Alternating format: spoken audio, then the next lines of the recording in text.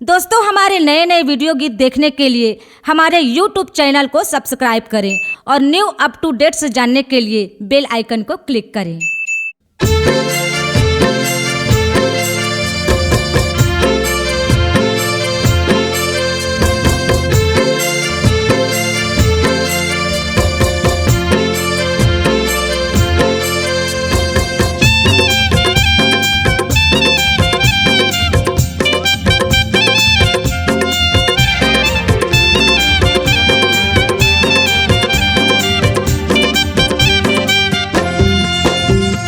तार लेना बाबा उबार लेना हो, तार लेना बाबा उबार लेना हो।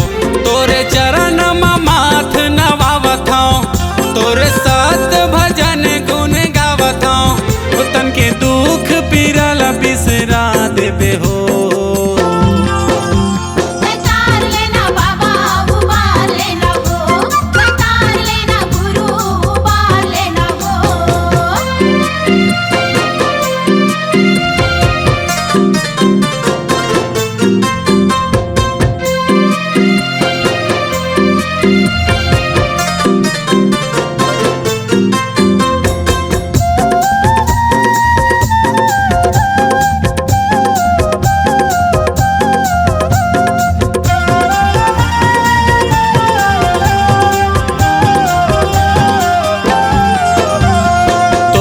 चरण मातर गे माता मरोतिन हो, माता मरोतिन। सती माटी के राह बने तोर भक्तिन हो, बने तोर भक्ति।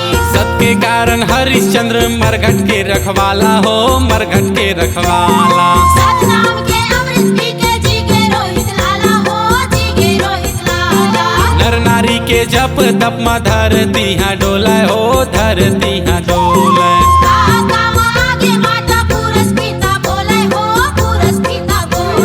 धरती के भार उतार दे, हंसा सोए हवा नींद ला जगा दे। दुखिया के ते दुख ला हर देबे हो। तार लेना बाबा उबार लेना हो, तार लेना गुरु उबार लेना हो।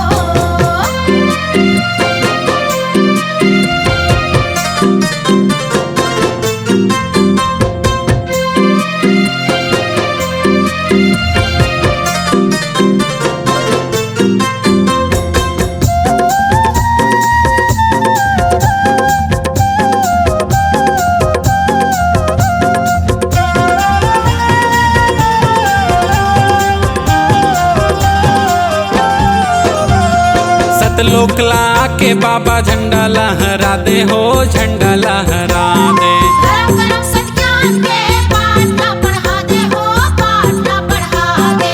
जीव पर जीव दया करे सब जीव के परान हो, सब जीव के परान। महिमा तोर महान मारे बच्चम धारे जान हो, मारे बच्चम धारे जान। सतनाम के महिमा गुण गावे संसार हो, गावे संसार। तोर चरण में बगे बाबा अमृत के धार हो, अमृत के धार। गुरु सात नाम एक आशा, काटे जम 84 के फांसा। तन के दुख पीरल बिसरा देबे हो। तार लेना बाबा उबार लेना हो, तार लेना गुरु उबार लेना हो। तोरे चरण में माथ नवावत हूँ, तोरे साथ भजन गुन गावत हूँ। तन के दुख पीरल बिसरा देबे हो। तार लेना बाबा उबार लेना हो, तार लेना गुरु उबार लेना हो। तार लेना बाबा उबार लेना हो, तार लेना गुरु उबार लेना हो। तार लेना बाबा उबार लेना हो, तार लेना गुरु उबार लेना हो। तार लेना बाबा उबार लेना हो। C-Log Digital Recording Studio, Cordoba. Contact number 99071192115.